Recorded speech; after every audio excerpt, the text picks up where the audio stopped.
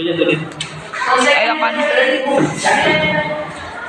second referee performs his or her function standing outside the playing court near the post on the opposite of and facing the first referee. So, ang position sa second referee is ganun, because na siya sa boss ng playing court. Dapat sa explorer, bantay ka mo. Diba ang first referee is na sa ibabaw, tapos ang second referee is na sa bosses.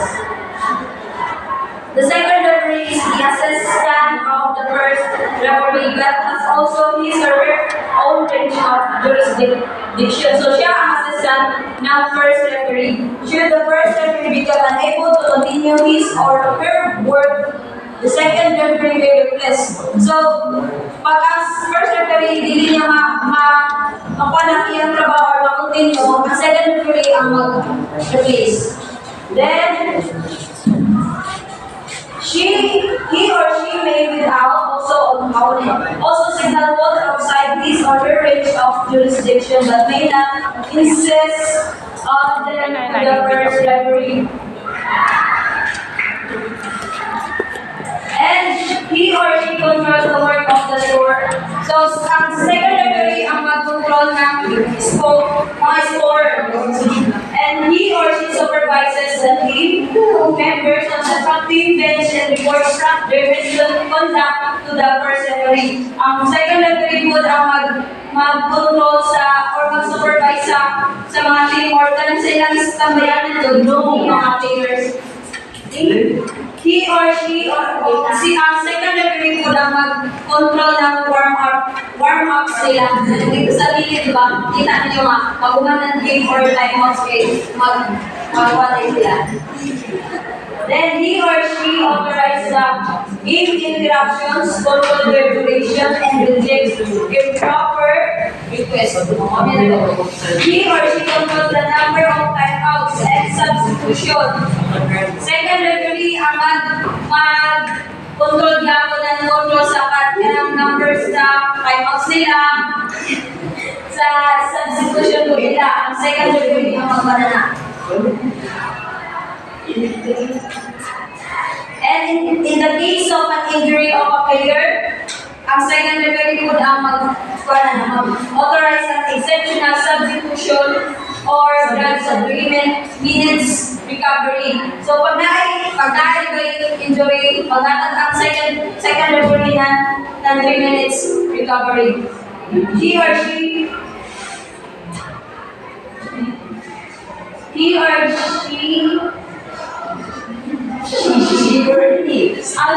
siya, ang second referee po ang i-check niya yung floor, tapos ang bola, ilang na i-check, ang second referee ang mag-check na niya. Siya. For the people work competitions, the duty controls the players in the warm-up area is carried out by the reserve referee. And very na sa responsibilities of a second referee. At the start of each set of the change of courts in deciding and whenever necessary, the second referee the actual position of the players on the court correspond on the line-up sheets. So, ang ang second referee ko lang magtanong sa magdula, those on line-up sheets. During the match, he or she decides whistles or signals. Penetration into the opponent's court and the space under the net. And next is positional faults of the receiving team. Siya po na magbantay na niyo. The faulty contact of the player with the net, primary but not exclusively on the blacker side and really with his or her side. Diba sa itong ginawa ni Mama, pag yawan ang bulangan mo sa pinkas na side, diba mga mo siya sa pinkas na side, ang second referee, tapos. And by the completed block by the back or the attempted block by the libero or the attack hit by the back player, player by the libero, The contact of the ball with an outside object. So, iyak ng responsibilities nga bantayan nito ma-outside. The contact of the ball with the net when the first referee is not able to see the contact. So kung dili makita ng seconds ng first referee ang bola nga na-out. So, second referee ang kuhaan. The ball that touches the net playing totally or outside of the crossing space of the opponents or the Castantina, his or her side of the court with guys. The third ball and the third hit passing or outside the antenna on his or her side of the court. Kaya po nang batay na pilit ang kuha sa bola. At the end of the match, yan ang tanawon ang scorer. That's all guys. So,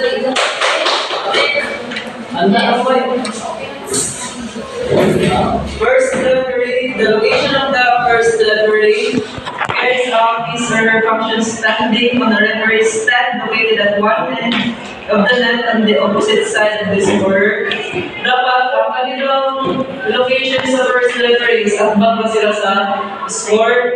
Tapos isa pa, ang iyang ang height po dapat sa referee is about 50 cm na lang siya. Dapat po itong pumalat. Basta 15. Mato siya po. Tapos dapat niya score. Ay, ang pang niya score. Tapos dapat dito ang second referee. Di ba? Ang first second.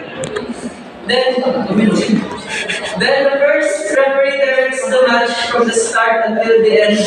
Then he or she has the authority over the members of the referee team and the members of the teams. During the match, his or her decisions are final. So din niya ang first referee, sila ang kanang mag-run sa match kung paano sa mag-start, kung sa mag-warm up, kung sa sila mag-run, iba din siya ang nahimong prime mover ibalik sa dula. Siya ang nagpasinagpagdanan. Then he or she also control the work of the ball retrievers and pick mappers. So siya po itong nagwala ng mga maganda mga saloan sa volleyball nga marami mga ball retrievers ko, pagkapak dito ang bola. So siya pwede siya mag-asay ka, butangin tao dito, okay, ang salang dito, butangin tao din na. Kasi ako lang nagpakuhan ko, ang floor yan is slide pa or siya magpa-map. Then, he or she has the power to decide any matter involving the game, including those not provided for in the rules. So siya, pwede ko siya maka-decide kung ba't mga moves ibali, like, kanang wala bitaw siya ilamang sa volleyball, like, kanang sa volleyball. Pwede ba siya pa bulan? Basta dahil mga out of the game ng or out of the rules, so pwede siya makakuha nga wala pinakot. Pwede siya mag-stop na. Then he or she shall not permit any discussion about his or her discussions. However, at the request of the game captain, the first referee will give an explanation of the application or interpretation of the rules upon which or she has based the decisions. So, ang referee, hindi sila magpa-kuhan. Istorya ibalik. Ato ito ang ito kung alay sa Valdez nga kaso nga iya direct diretso ang kuan. Though captain ball siya, pero din captain though din captain siya, pero bawal siya magkukuan na diretso sa referee. Bawal siya magkuan na kay makalisan na po, pwede mo niya kuan na kung dito part or sa iya kasi mo, pwede siya makakuan na. Then, the first referee is responsible for determining before and during the match whether the playing area, equipment, and the conditions meet the game requirements, especially kanang ilang dulaanan. Kung ang dulaanan nila is datlog, so nasa iwan na din ang dulaon, dili na din ang kuhan kay kuhan kayo ang lugar. Prone kayo sa mga disgrasya ko. Kaya niyo kung Then responsibilities sa first referee are prior to the match, the first referee inspect the condition of the playing area, the balls and other equipment. So, kapag ito ang bola, kailangan mo nag-design ay bola ka dito, kailangan mo kailangan ay ba, timbang or nasa ng lugar, but kailangan hindi na check. Then, performs the toss with the team captain. Siya ang screen ba? Siya ang siya ang mag-ball. Controls the team's warming up. So, siya ang makapag-control. So, kita mag-warm up, the minutes warm up ninyo. So, warm up. Kamu nag-warm the minutes warm up, siya po dala. Then during the match, he or she is authorized to issue warnings to the teams to sanction misconduct and delays. To decide upon the fault of the server and of the position of the serving team, including the screen, the faults in the playing ball, the faults above the net, and the faulty contact of the player with the net, primarily on the attacker's side. Then the attack involves of the libero and back row players. So bawal yung tayo attack ang mga libero. Okay lang iwan mo niya sa wall, i-dribble lang or yan niya sa pagkal, pero bawal din siya mo sa mo. Kasi sa mga back rows, hindi sila pwede mo ato sa tubangan kung wala pa sila nakuhan. Tapos, the completed attack is made by the player on the ball above net. I coming from an overhead pass with the fingers by the libero his or her comfort zone. The ball crossing completely the lower space under the net. Kaya pag-serve ito, tapos ito nilagay sa ilalim. So, one na siya. Then, the completed block by back row players or the attempted block by the libero. So, bawal niya kung walang libero. Bawal siya mag-block ang libero.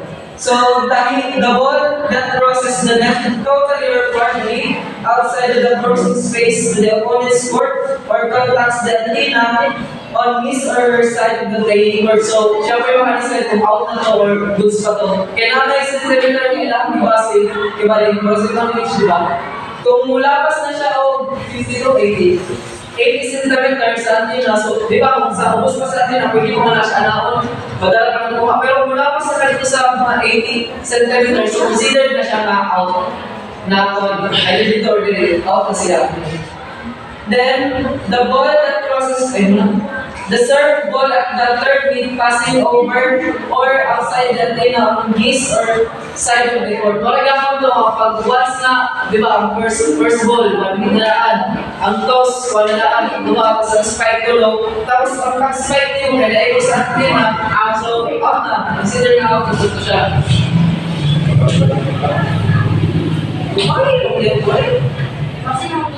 Then at the end of the match, he or she checks the score sheets and signs it.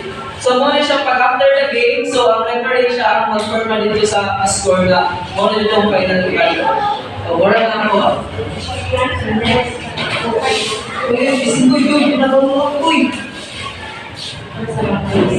So, scorer. Diba, nakita ko muna ang scorer, diba? Ang location ng scorer is yaon siya sa back ni referee, first referee. Ay, na first referee. According to soy-soy. Yaon. Ako yung ang table. Ay, si first referee. Sa table. Then, sino yung naging si second referee. So, si second referee ko si scorer. Pagkuha niya sila doon. Then, habang ang buwan niya sa table ng score, habang ngayon sa first referee. And then, ang responsibilities ng scorer, he or she fills in the score sheet according to the result, cooperating with the second referee. He or she uses the buzzer or other sound device to notify the regulatories or signals to the referees on the basis of his or her responsibilities. So for example, may buwan, may kita ni scorer na something na wrong sa ibalik sa duwa or lupa. Iyan si second referee, si scorer o si second referee, sila ngayon kung hindi ang mag-communicate. Then, next is prior to the match and set the scorer. Then register the data of the match and teams, including the names, numbers of liberos according to the procedure in force, and contains the signatures of the captain and the coaches. So si scorer pa yan, sila ang magpapakibali ng ito. O ano, ito yung libero, iya, yung number, ito sa ng coach, race up ng coach, ilayaw, hapon. May bawa din ako kuhaan sa last easy. Tagpuan nyo na talaga nila ko ang file. Then, records the starting line of each team from the line of sheet. Check the data sa electro-data. So, si scorer, iya ko haon yung first na line up. Talaga nito sa kada team. So, kung sino yung tulang team, ang dili dahil nakapasa tayo scorer ng itong line up nila, automatically, isinyas niya tukan, ganito, kan second referee, na ako yung pwede second referee, i-DQ yung itong mga kuan, o yung birthday, because sila na kuan delay. Then,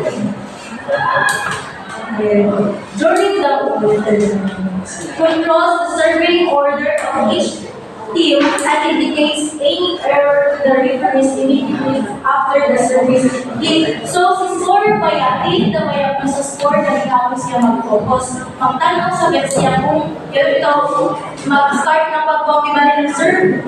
Pag-serve ng yung player, pag may iya makita na error, na wag matay ni referee, pwede si scorer up na second referee na may something like error para mapala tayo ni second referee error na nito player. Then, empowered to acknowledge and announce requests for players substitution by use of the box or controlling the number and records of substitution and timeouts informing the second referee. So before ba yung umabot sa second referee ang information, muami na ay scorer. For like example, may gusto mo substitute itong player, patunay siya na scorer para mag-ibaw siya na ang iya number tapos tayo si number 21 ang iyang pinag. Kaya para sa wala si second referee na number 22 iyan ni number 13. Then, records all other events as instructed by the second referee. Exceptional substitution, covering time, prolonged interruption, internal interference, or redesignation. So, for like example, may mga wani second referee, may mga comments niya, may iba na makita na mga exceptional, mga substitution. Pwede sa iba na mga decision na si scorer, sila rin ang recorder ng talan. Then, ano na ito, records the final results. Referee. In the case of protest, with the previous authorization of the first referee, rights were earlier to take team game captain to write a score sheet and statement of intent being protested. For like example, yung away ibalik ang kumakating about sa score. And then, ibalik si scorer, pwede siya magkukuha ng tulang first referee. Para makuha ng ibalik yung push play ng ito, mga ito nilig protest nila, para mapugunan ibalik nila mag-protest ka. Si first referee ang may mo, sign, appeal si scorer. Dili na. Wala si second referee, siya na ang magkukuha ng information. Ibalik sa mga players. Then, sign the score sheet and result before obtaining the signatures of the team captain and then the referees. Inisog siya, bali umana ang game. And then, ang score, ilang sa sign ng goods, umana ang game before mo sign si team captain nila, sign na si scorer, and then si referee. At isa pala yung team captain nila. So, halika sa assistant scorer. So, si assistant scorer, mag-isa sa niyo, hangin siya. Yaw, sa tapat ni scorer. And then si scorer, siya ang mag-record the replacement and involving the libero. So, ini si Kwame, si scorer, o si assistant scorer, iba si si scorer, siya sa mga line-ups, hindi yung mga trabaho sa mga line-ups. Ngayon si assistant scorer, siya ito sa pag-quality ito mga replacement ng mga players, tapos si libero. Ang iyan yung katatawag ng mga si libero. But ayun yung niya, if ang substitute ba na ito, ibaliyawan ng 9 times, so yung libero, mag-ihapon ng kuhaan na ako. Kaya ang libero sa ujil, mo pwede, di ba, ang ito lang sa pagkakas naman, na discussant na ang libero, kinahanglan binan sa sabihin mo na libero. Hindi mo siya pwede bulihan na liwan, despite your mga. Then, he or she assists with the administrative duties of the scorecard. Okay. Should the scorer become unable to continue his or her work to the assistant scorer substitutes for the scorer. Then, prior to the match and set, the assistant scorer prepares the libero and control sheet. Prepares the reserve score sheet. Siya mo ito mga reserve scores. Then, during the match, the assistant scorer records the details of the libero replacement designation. Meron nila ako. Designation pa ng mga liberos. Then, notifies the referee if any fault of the libero replacement by using the buzzer. If ever may makita ng mga fault niya ba? Something na technicality sa libero, ilan yung buzzer. Na ilan yung buzzer na pinutol and then mapada nila ito si first as second referee. Define nila sa second referee.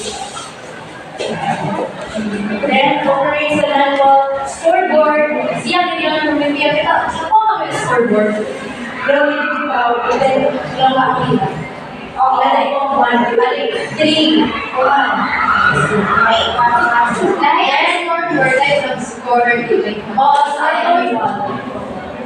Sa scoreboard sinan assistant. Ang scorer kay ang yung sa kapit yun. Ito din, ito score naman. Jadi ang scorer sa yan yung tanong sa akin, ganito yung scorer, yung tanong may isa, may magsubat na, tapos siya sa dito sa scorer. O ganun. Pero si assistant sa ako na din sa scorer. Ito din na scorer kayo. Yan ang scorer. Hindi ko scorer sa scorer. Pero si assistant scorer, ang yan yung ito, kung ano yung attention na si libero. Hindi na si libero. Then, check that the score scores ang bilin sakuan, iyakuan, ipagkuan ng scores. Then, if necessary, update the reserve score sheet and reduce it to the score. Then, at the end of the match, the assistant scorer signs the libero control sheet and submit it for checking. Hindi ba yung final ibalik yung mga bawal may record, hindi na siya final game. Hindi ba yung sila sa amin. Sa buta sa piano na lang sa buwang. Then, ang trabaho nyo. Yan sa inyo. Thank you. Yes.